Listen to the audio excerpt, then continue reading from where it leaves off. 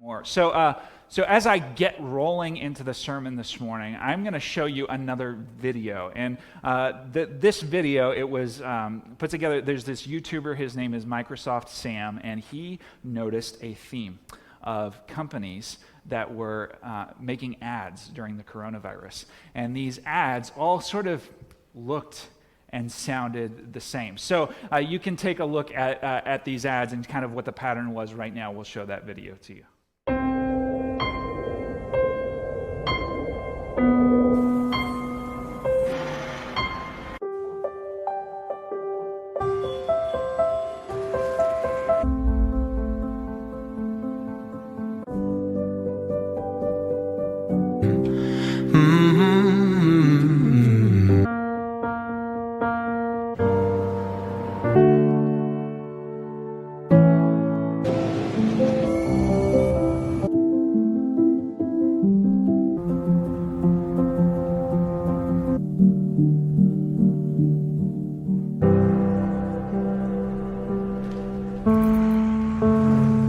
When we first opened our doors. Since 1926. Since 1978. For 60 years. For 75 years. For over 80 years. In 90 years. Over 100 years. Nationwide has been on your side. Restaurants have always been there for you. Nissan has been with you through thick and thin. We will do what we've always done. Take care of people. We're people. People. People. People. People. People. Family. Family. Family. Family. Family. Family. Family. Family. Family. Families. Families. Families. Even now. Especially now. Especially now. Right now. Now more than ever. More than ever. Today, more than ever. Today, more than ever. In times like this. At times like these. During these difficult times. In these troubled times. Challenging times. Trying times. In these times of uncertainty. During this time of great uncertainty. During these uncertain times. During these uncertain times. In uncertain times. In uncertain times. Uncertain times. Unprecedented times. Unprecedented times. Unprecedented times. This unprecedented moment in our history. It's time of social distancing. While things have slowed down.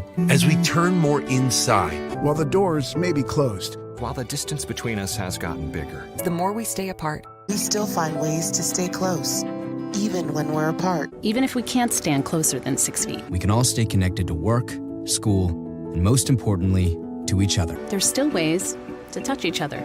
All without leaving the comfort and safety of your home. Without leaving the safety of your home. From home. Home. Your home. At home. Home. Home. Home. Home. Home. Home. Home. Home. That's the key. Buick and GMC are here to help. Noticed a few themes that lined up in all of those commercials. The idea being presented is, hey, times are uncertain. We are in the midst of unprecedented times. Nobody knows how we're going to move forward. And every one of those companies wants to have an answer for you.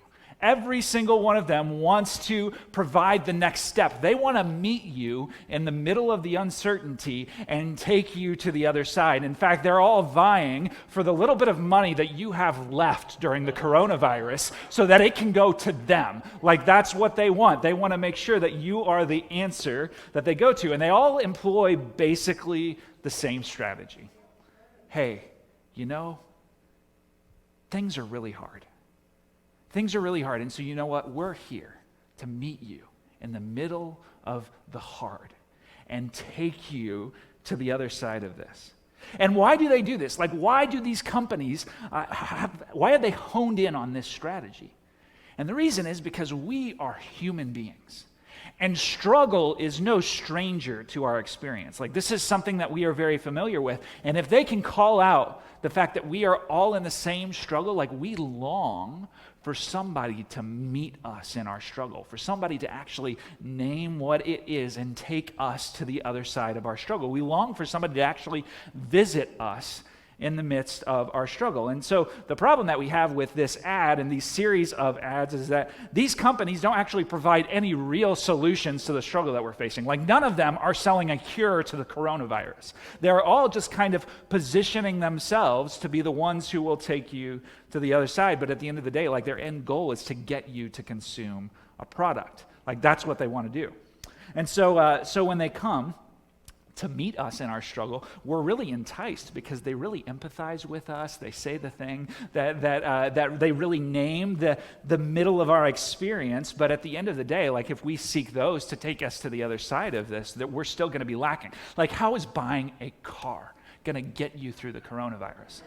Like, it just doesn't make sense. And at the end of the day, like, they are just as uncertain as we are about what's going on. Like, they meet everything that's going on with the same level of uncertainty, but they just want us to buy something from them. So we have this problem, which is we still have an unanswered question of who can effectively meet us in our uncertainty. And this question is actually what's going to guide us into our passage this morning. So Israel has just been through what felt like chaos in the plagues. Like as God started doing all of this stuff in Egypt, he started unwinding, he started putting their gods to shame, he started really undoing everything that was there, and Israel has just got to like take this back seat and watch all of it happen. And now they're moving out of Egypt. They're on their way out, but nobody knows what's in front of them. Like, they know that somewhere far off is the promised land, right? But nobody, like, there's a lot of uncertainty as they begin to take their first steps out of Egypt. And it's kind of like this question, okay, we watched God, like, do the plagues and, like, bring us out, like, start to bring us out. He's rescuing us, but, like, what next? Like, what comes next after this? They have a really uncertain future. And so, in the middle of our passage this morning, so we're in Exodus 13, and then in the middle of our passage in verse 19, we get this really weird verse. Joseph had made the sons of Israel solemnly swear, saying, God will surely visit you, and you shall carry up my bones with you from here. So this verse, like when you're reading the passage, you're reading the narrative, this verse kind of shocks you. It shakes you out of just your kind of rote reading because you're like, what in the world is happening here? Like, we have not seen Joseph ever since like Exodus chapter 1, when we were just introduced to what was happening in the Exodus. He kind of has disappeared off the scene. He's been gone. He's been dead for like 400 years, a very long time. And all of a sudden, his name comes back up here, and we have his bones in front of us. And as odd as it is, I believe that this verse is actually the center of gravity for our passage today. And it all hones in on one word, and that word is visit. That word is visit. So you know what? They have been through what seems like chaos and the plagues, and their question is, all right, like, what comes next? What's next for us? And what actually we hear is God is going to visit them. God's going to meet them. He's going to come to them in the middle of their uncertainty. So when you hear the word visit, we have to kind of dig through some stuff here. When you hear the word visit, like, what's the first thing you think of? Like, I think my grandparents are going to come over for a few days, and they're going to bring some gifts with them, and they're going to spend some time with us. They'll sleep over at the house, right? Like, this is everything that I have. We'll have some good food, we'll play some games, and then eventually, like, they're going to leave. This is what the word visit means to us. But in the Bible, the word actually, when we see the word visit, it can be a little misleading because it carries way more weight than how we use the word visit. So it's used, it occurs actually some 300 times in the Old Testament. And it's notoriously hard to translate, but God, when God visits, like, he doesn't just stop by for some food and some drinks and like stay the night and then leave. When God visits, something really specific happens. So this is what visit means when we look at it in Scripture. When God visits, his concern for us becomes tangible. When God visits us, his concern for us becomes tangible. It becomes like you can see it and touch it and experience it. When God visits, so for what it's worth, God's special concern for Israel has been evident all the way throughout the story of the Exodus. Like, all the way from the very beginning, we know that God is active for them, but they felt forgotten, right? They felt like God is maybe far off, especially as you spend 400 years not hearing from God. So God's care for them was no less before, but now they're going to experience it. It's going to become tangible for them. It's going to become very real for them in a moment. So other translators, there are other translations of the Bible, when they see this word visit, they say things like, God's going to take care of you. It may have felt like God wasn't taking care of you before, but now it's going to become really tangible to you. God will help you.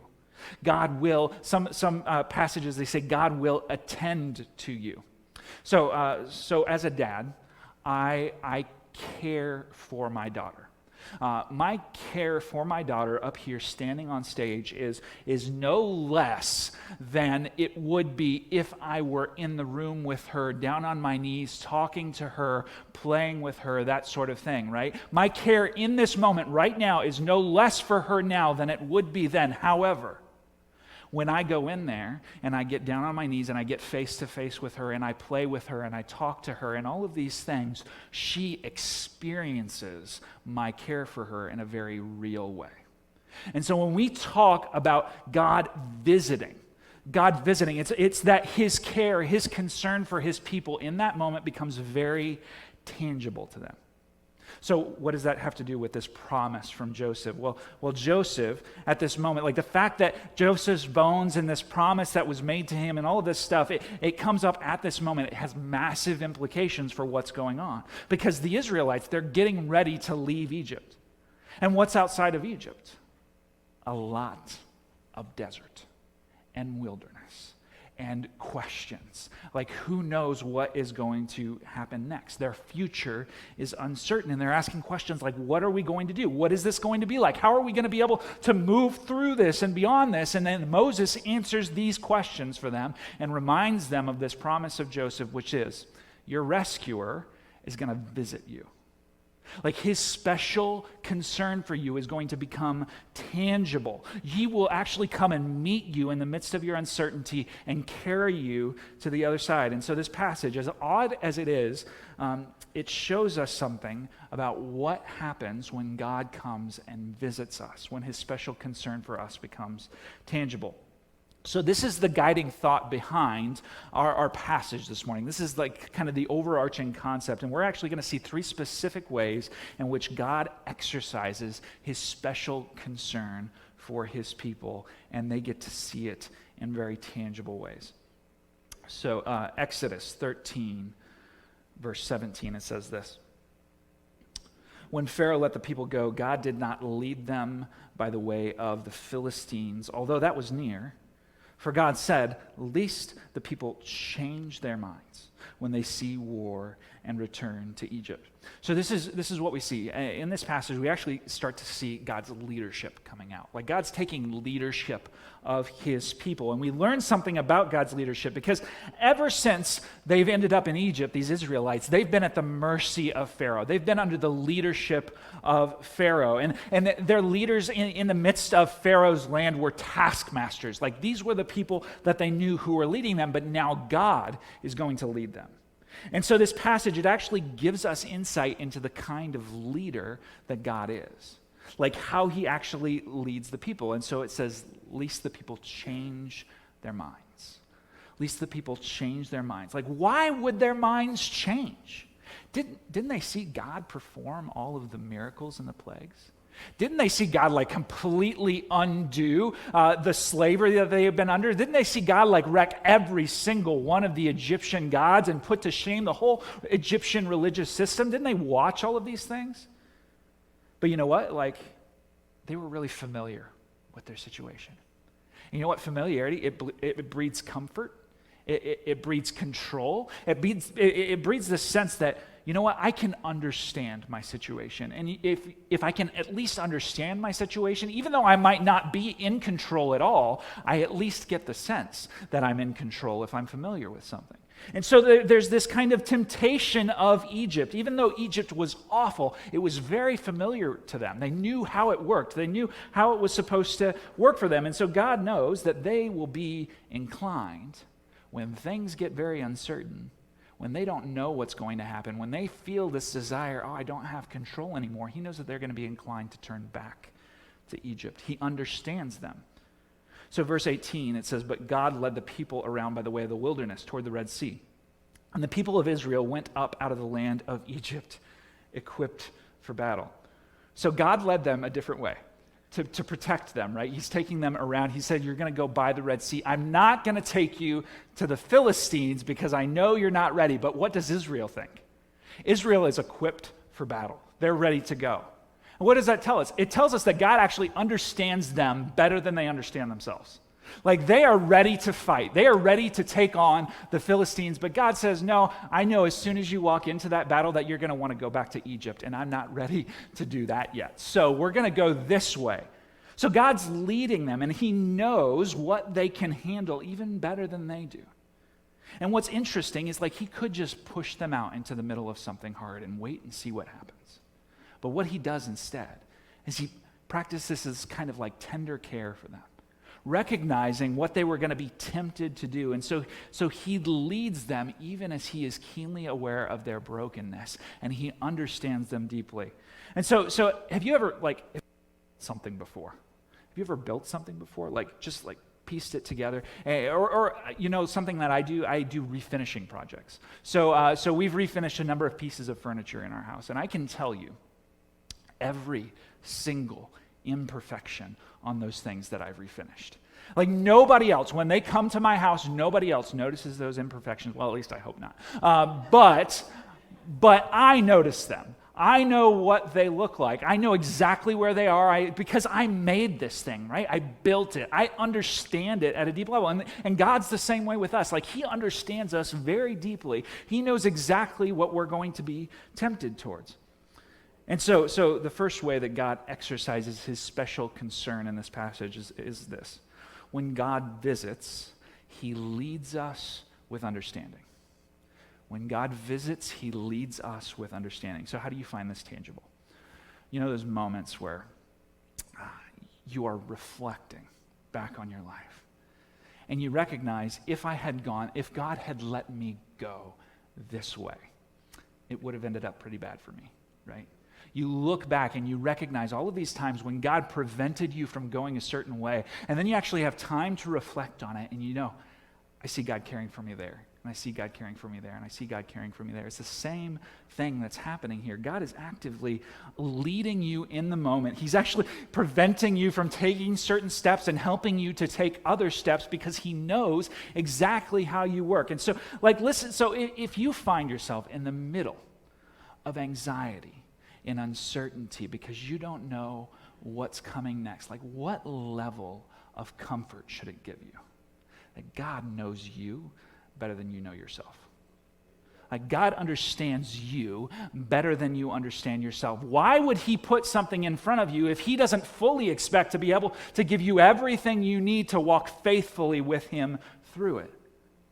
God understands you better than you understand yourself. This is the kind of leader that he is, and this should be a source of great comfort for us because God's not a dummy, right? Like, he knows who he made. So verse 19, it reveals the next way that God exercises his special concern. Verse 19 says, Moses took the bones of Joseph with him. For Joseph had made the sons of Israel solemnly swear, saying, God will surely visit you, and you shall carry up my bones with you from here. So what were the bones of Joseph? Like, why are these significant? So for them, they are relics from the past. They're relics from the past that pointed them toward a future. So for us, just for what it's worth, like, in terms of time, in terms of meaning, in terms of, like, how is this separated, we're talking about the bones of William Shakespeare here. Like, this is how old these bones are. Now, Joseph, he has probably been mummified, right? Like, he's been preserved to a certain degree when they're carrying him with them. But this is how long this is separated. But the meaning for them is significant because in Genesis 50, Joseph, he's on his deathbed and he's there talking to his family, and he has them make this promise. And why does he have them make the promise? Because he knows that they're not in the land that has been promised to them. He knows that God has promised something even better for their future than what they're experiencing right now. And he says, you're going to take me to be buried with my fathers, but you're not going to be able to do it now. It's going to come in the future. And so the idea is, he gives this promise. When you carry my bones with you, when you actually get up to go and leave for the promised land, God is going to visit you. His special concern for you will become tangible. Okay, so now, 400 years have passed. They've lived under oppression, and these words, they take on very new meaning to the Israelites. Because you know what? When you've been under oppression for all of these years and you start stepping out into the desert and it gets hot and it gets challenging, you are focused on the moment. Like, has anybody ever just, the weight of the world around you been so heavy that all you could focus on is what is right in front of your face right now? It's hard to take your mind off of what's right in front of you right now. And so you can't see the bigger picture that God is doing. And that impulse is only going to intensify. Like, yeah, they've been in the midst of slavery. Like, probably the thing that they're thinking is, how do I just survive this day? How do I just not get beaten this day and make it to the next day, right? Like, you're living day by day by day. You're so trained to only focus on the right now. And that impulse to look back, it's going to intensify as they walk out into the wilderness. But this awkward event where they're carrying Joseph's bones with them, it actually has a purpose, because what it does is it takes their eyes off of their situation and it lifts it up to what God is doing and has been doing for so long. So as they look at Joseph's bones, it takes them back to the promise that was given to them, that they were going to have kids, right? And that's happened, right? They look around and there are 2.5 million people who are walking out of Egypt with them, right? So they get the kids part taken care of, but then they have a land that they don't have yet. They got promised that land, and they're heading off to that land. When you see those bones are actually moving in a direction. What it means is that it's time for them to go to that land. And they're ultimately going to that land so that they will be a blessing. Like, that's what God told them. I'm going to take you to a land and you will be a blessing. And whoever blesses you, I will bless. And whoever curses you, I will curse. And all the nations of the earth, all the families of the earth are going to be blessed through you. This is why I'm taking you to this land. And so all of this is in their mind. And so they have the promises of the past, and it's connected to the purpose for their future. So what do we make of this? Like, what happens when God visits here? Well, when God visits, he calls us toward purpose. When God visits, he calls us toward purpose. He doesn't just visit and leave us purposeless, but he actually moves us in a direction. So you know what? The wilderness, when they're out in the middle of the desert, it's going to feel to them very purposeless, because day after day after day is just the same, kind of like the coronavirus. Day after day after day. It's like, is today Tuesday? Is it Sunday? I don't know. You know, all of this is going through their head. It's the same thing over and over and over, and all they're going to want to do is, how do I resolve what's happening right now? I know that I am tired right now. I know that I don't want to walk anymore right now. How is this going to resolve? But they carry the bones of Joseph with them to remind them that there actually is a resolution in their future. And that resolution comes along with them being a blessing. And this isn't just true for Israel, it's true of every single person that God rescues. Everybody that God rescues. Like, they were rescued for Egypt, but we've been rescued from the slavery of sin itself. Like, that's what we've been pulled from. And this doesn't just end with the story of our freedom from slavery. Yay, like, yeah, that's great. Like, no, and that's a very good thing, right? But we are saved, we are rescued from our slavery for a purpose. God actually moves us in a direction. So we work with our rescuer now to extend his blessings into every place that we inhabit. Like, we aren't just rescued from slavery to just kind of be rescued now, but it moves us into extending God's blessing. You know what? We're called to go work together with God. We work together with him to show those around us what it looks like when he actually rules in a place, what it looks like when God extends his blessing to people who don't deserve it. Like, this is the purpose that we're given. We show these things in our spheres of influence. We work with our rescuer to extend his blessing towards others and actually invite them to understand who he is. This is the purpose that we're given. So Israel, you know what? They were rescued. And when they were rescued, God told them, I have a blessing that I want to extend to the families of the earth through you, to the nations that are going to be around you. And when God rescues us, God has blessing that he intends to extend through us and into our homes and into our families and into our workplaces and into our neighborhoods and into our social circles. Like every one of these places, they don't just become places that exist for their own purpose, but when God rescues us, he takes us into each and every single aspect of our lives and redeems all of it. So even though you might be working in a job that you don't love to work in, even though you might be working with your hands day by day, or, like Jim, I know you're a plumber, right? Plumber, yes, Jim's working as a plumber, but you know what he's doing every single day is he's walking into homes and he is making the awareness of the fact, like, people know he's a Christian. I know when Jim goes anywhere, people know he's a Christian. He walks into that home and he shows people like what it looks like to do business in a righteous way, right? Like he's in each of his spheres of influence showing what it looks like to extend the Lord's blessing in this place. Every piece of our lives gets redeemed for a purpose when God rescues us. So the church is full of rescued people. And what that also means is that this church, like we exist in this place, in this town, in this city, in this neighborhood to extend God's blessing. Like we are not just saved to come here every Sunday and say we're saved, but we are saved for a purpose, to show what it looks like when God actually rules, to extend his blessing to certain places. So we talk about that happening in Jerusalem. So Acts 1:8, it happens in Jerusalem and Judea and Samaria and to the ends of the earth. So it happens in our neighborhood, and it happens in our city, and it happens in our region, and it happens to the ends of the earth. We come here and we exercise that. So like last week, we had Great Commission Sunday. And for Great Commission Sunday, we raised $1,700 to support missionaries around the world. And that's over and above our general fund giving. Like that's over and above what we would typically do. So all of that, it points to the fact that we're a part of this bigger purpose of God's blessing being extended in the world. And you know what? God is the kind of leader who lifts our eyes up above our current circumstances and reminds us that he's brought us from a certain place, but he's also moving us toward a certain place as well.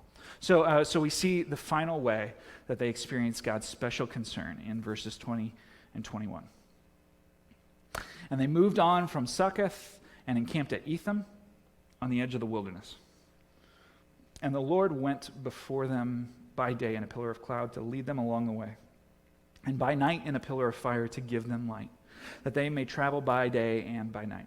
So this is really the moment where the tangible nature of God leading them becomes very evident.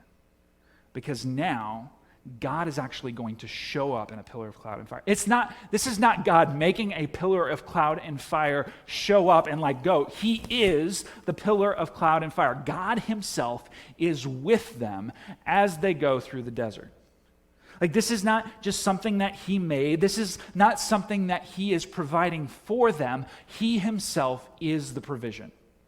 Like as they, so people have talked about, what is the function of the pillar and cloud and the pillar of fire and all of this. And it definitely is to lead them, to provide them direction as they go through the wilderness. Some have actually said like the fire at night was big enough to keep Israel heated as the temperatures dropped in the wilderness. The cloud during the day, some have said that perhaps it even covered over their heads, kept them shaded from the sun and this sort of thing. But the idea is when he is with them, his presence with them, it becomes tangible. It becomes something that they actually experience and feel. His constant care for them is always there. And so there's no question, like, how important would this be to people who have, the last 400 years, they've been uncertain if God was even there. Like, uncertain if God was even active, uncertain if God even cared. But now, he's actually physically, observably, tangibly with them. So he says, okay, I'm leading you. I'm actually leading you. I'm with you, and I'm going to show you the way that you can go and fulfill your purpose. So verse 22. The pillar of cloud by day and the pillar of fire by night did not depart from before the people. So get this, at no point ever in the wilderness, at no point would there be a question of God's presence. Like he's always there. When things get tense, when it's a little worrisome, I don't know if we're going to make it past that. You know what's still there? Like God. God's still there in the pillar of cloud and fire. When they're pressed up against the Red Sea and the Egyptians are pursuing them, you know who's still there? God's still there. The pillar of cloud and fire is still there. When they're crossing the sea, you know who's still with them as they cross the sea and the water is gathered up on both sides like a wall? God's with them as they go through that. When they walk out in the wilderness and they start complaining to Moses, and they start saying, Moses, how could you bring us out here to die? You know who's still there? God is with them, out in the middle of the wilderness. So the last thing that we see about the ways that we experience God's visitation is this: when God visits, he stays with us. He stays with us. So when Jesus is talking to his disciples, he's talking about his death and his resurrection, and he says, I'm going to ascend to the Father. And the disciples they start to get really nervous. They're like, but you're going to leave? Like, you're supposed to be here. You're supposed to set up the kingdom. You're supposed to do all of these things. How could you leave? How are we possibly going to thrive if you leave? But Jesus said, no, don't be afraid. Don't be nervous. I'm going to send the very Spirit by whose power I've been able to do everything that I have been doing these 3 years. And not only that, but you are going to be able to do greater things than these because the Spirit is with you. God's very presence is going to be the God of the universe, the God who created everything. He's going to take up residence inside of you. So Jesus told them they had a purpose, and he rescued them. And then he said, behold, I am with you always, even to the end of the age. And this is the same promise that's actually open to all of us who have faith in Jesus. The presence of God moves us into purpose, but then he actually goes with us as we walk into that purpose. So today we've been talking about God visiting. How do we experience God visiting? How does God's visiting us become tangible? When God visits, his concern for us becomes tangible. Hold on to that. Don't forget that. So what does this look like? What does this look like? Reverend Dr. Martin Luther King Jr., he was a man moved to purpose because of who he knew God to be. He said these words about experiencing God's special concern. He preached this in a sermon called Pilgrimage to Non-Violence. And these are the words that he said. He talks about what it is to experience the tangible presence, the tangible visitation of God. He says, God has been profoundly real to me in recent years. In the midst of outer dangers, I have felt an inner calm. In the midst of lonely days and dreary nights, I have heard an inner voice saying, lo, I will be with you. When the chains of fear and the manacles of frustration have all but stymied my efforts, I have felt the power of God transforming the fatigue of despair into the buoyancy of hope. So in the truest sense of the word, God is a living God. This God both evokes and answers prayers. So church, God, he has extended his tangible care towards us, his tangible and special concern towards us. And in our following of him, he invites us to follow him. He invites us as the leader who understands us. And in our following, we come to see him as the one who understands and the one who calls us to purpose and the one who offers his very own self to be our provision. So yes, is the world uncertain? Absolutely. And there is one who is absolutely equipped to meet us in the middle of our uncertainty and take us to the other side. So what? So what? Number one, Jesus the Christ has visited us. So Colossians 1:21 and 22. It says this, and you, who once were alienated and hostile in mind, doing evil deeds, he has now reconciled in his body of flesh by his death, in order to present you holy and blameless and above reproach before him. So this is what the Apostle Paul, as he wrote these words for a church, God's people, this is what he's saying. He's saying, hey, if you lack any certainty about God's special concern for you as being a part of his people, let me tell you what Christ tangibly did that he might bring you near to God. Let me tell you what he tangibly did for people who were alienated and hostile in mind, people who hated him. So it says he reconciled. What does that mean? He reconciled. He actually purchased your freedom. He paid for your debt, the debt of your hate, so that you could be brought close to God. Like this payment with his blood, it is cleansing. And the cleansing with his blood, you know what that does? It actually makes it possible for God to take up residence in you.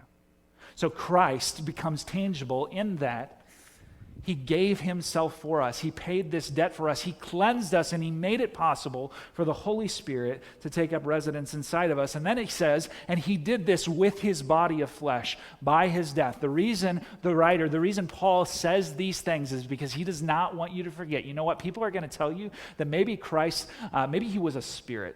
You know, maybe he wasn't really human. Maybe he was just like kind of ethereal, right? And so what he did becomes meaningless at that point, because if he's a spirit, then he can just become an idea. And you know what can't save you? An idea can't save you. But our Christ, he was tangible. He was physical. He was in a body of flesh, and he literally died so that you could be saved. His payment could be felt and could be seen and could be heard.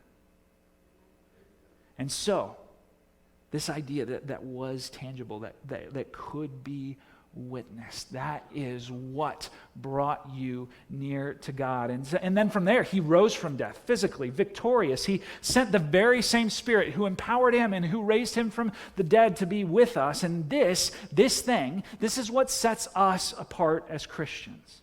Like, these are not just static truths, but these are truths about a tangible, fully God, fully man, Jesus Christ, who came and gave himself and died that we could be brought near to God. So what, number 2? Alliance Bible Church, or any Christian from any church, is God's visitation to the places you inhabit. So Alliance Bible Church, we are God's visitation to Bartlett. So what is that? And for what it's worth, on top of that, you could also write in here, we are also God's visitation to each other.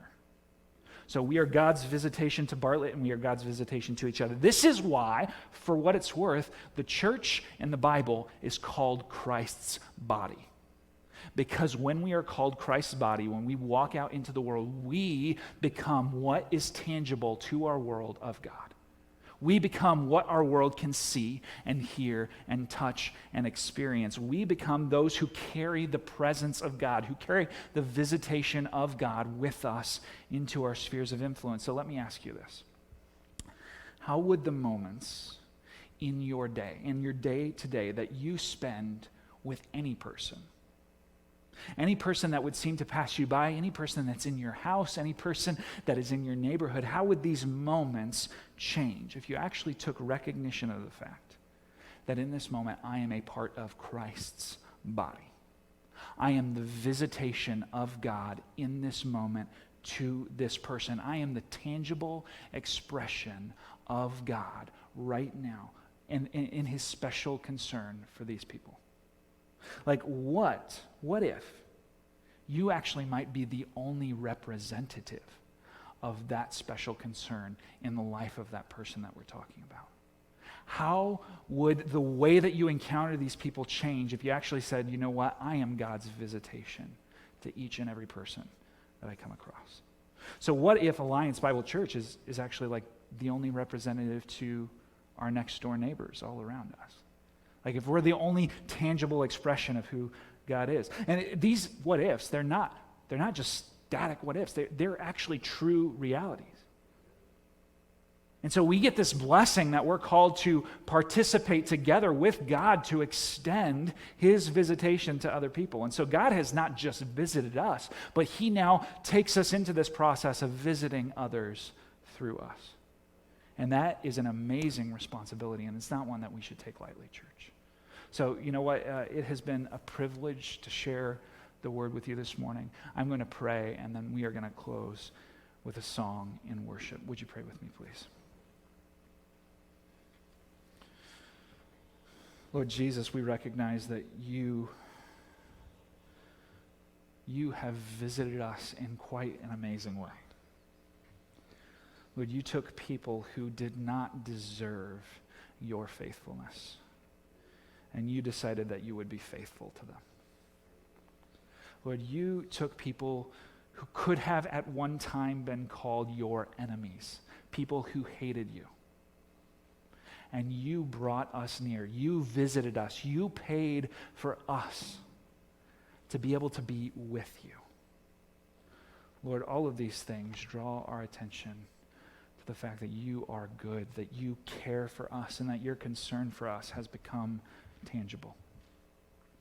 So, Lord, now we ask that you would help us as we understand that the way your visitation works now, the way that you visit the world now, in the period of time that we're in, as we wait for your second coming, the way that you visit people is you choose to use your body, the church.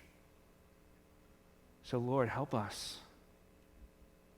Help us to set aside what is against you inside of us, that we might actually be true representatives of the God who expresses his special concern for people. Lord, we trust you with these things. Lord, we pray that you would encourage our souls, Lord, that we could see with hope that yes, the manacles of despair, they could be very heavy at times, and people coming against us and the world feeling heavy, but Lord, would you give us the buoyancy of hope to see what it is that you actually want to do in us and in the world around us, and to see the kind of leader that you are as you do it. We pray all of this in Jesus' name. Amen.